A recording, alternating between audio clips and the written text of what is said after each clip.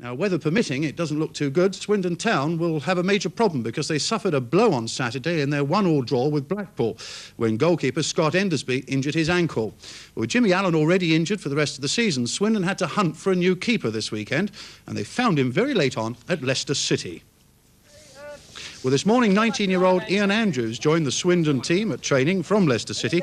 He's been signed on a month's loan and, subject to registration papers being cleared by the league, will definitely play against Bristol City tomorrow night. Andrews is one of a number of goalkeepers manager Ken Beamish had in mind should Endersby get injured. Well, under the 7-day FA Cup rule, he's not eligible to play in Saturday's game against Blackburn Rovers, which means that Scott Endersby will have to play, even if he's not completely recovered from that twisted ankle. So injury worries for Swindon Town, but no such. Alan Dix. Bristol City travelled to Swindon for the West Country derby with an unchanged team, but Town had to include 19-year-old goalkeeper Ian Andrews on loan from Leicester for the injured Scott Endersby. Swindon's early pressure produced a free kick from which Quinn tested John Shaw, the City goalkeeper. Gary Nelson and Jimmy Quinn's neat work on the left produced a cross that set up Batty's shot that nearly crept through. City's attack down the left produced the opportunity for Williams to cross, forcing Ian Andrews to make the first of many good saves. A short corner taken on the right by Nelson led to a cross from which Gibson headed just wide. The cross by Hurst was well gathered by Andrews. From the restart, Town pressurised City. A long ball by Charlie Henry into the City box produced a strong volley from Batty. 6 minutes into the second half, Swindon Town went ahead. A corner taken on the right was partially cleared by Stroud to Emmanuel, whose cross back into the box led to Quinn volleying into the back of the net.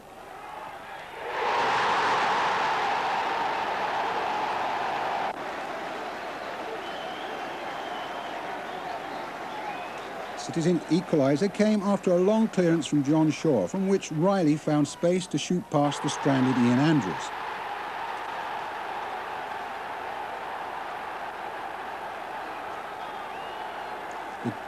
The game ended with honours even and with none of the crowd problems of last season. For me, the star of the night was Ian Andrews, making his league debut for several outstanding saves to keep the Town in the game, as you can see for yourselves.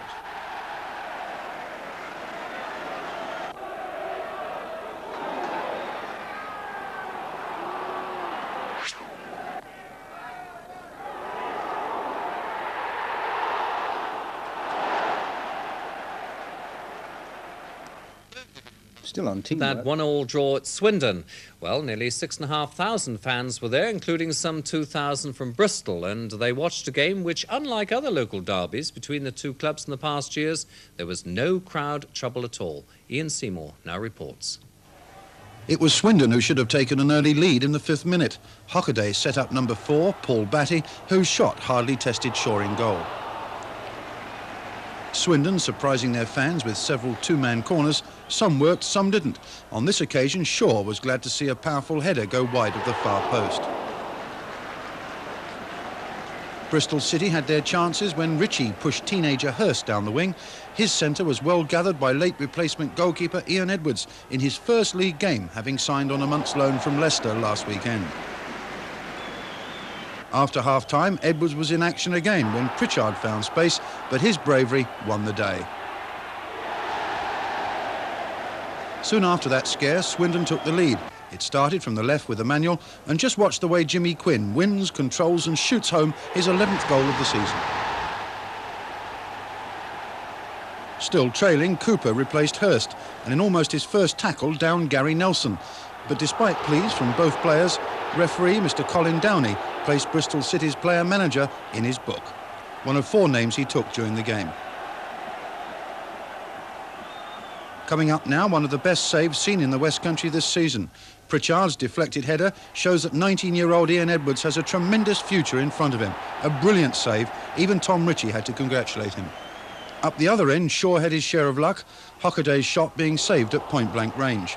Moments later, Nelson should have scored. Swindon's number 10 did all the hard work, but failed to find the empty corner of the net. City's equaliser came from a harmless Swindon move. John Shaw took advantage of a fast clearance upfield. It split the Swindon defence, and Glyn Riley did well to control the ball and blast a running shot past the Swindon goalkeeper. So that was the final score, with an extremely well-behaved crowd going home, pretty happy with the overall result, which on the night was about fair.